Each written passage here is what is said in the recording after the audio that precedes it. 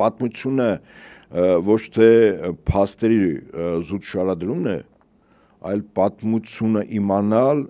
տվյալ ժամանակահատվածում տեղի ունեցող քաղաքական, տնտեսական, ռազմական,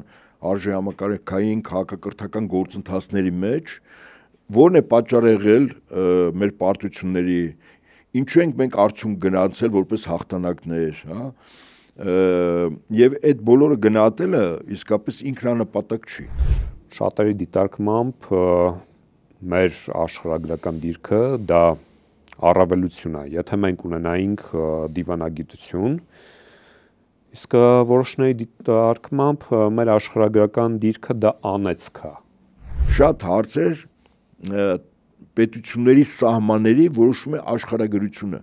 եւ աշխարհագրությունն է պետությունների հարաբերություններում որոշում թե սահմաններ ոնց գծել։ Ալեքսանդր Մակեդոնացու տերությունը, մյուս կողմից Աքեմենյան պարսկական տերությունը, Արտաշեսյանների ժամանակ կար։ Եվ մենք իրենց արանքում ենք, չէ՞։ Միանշանակ Արտաշեսյանների ժամանակ արդեն կար հռոմեական կայսրություն, մենք գիտենք, որ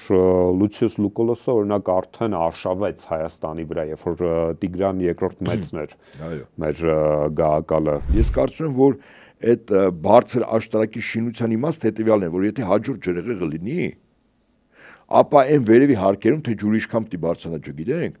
բայց այնտեղ փրկվեն մարդիկ, որոնք ապաստան են։ Բայց այդ մարդկանց ով լինելը, որ այդտեղ պիտի լինեն, ով էր որոշելու։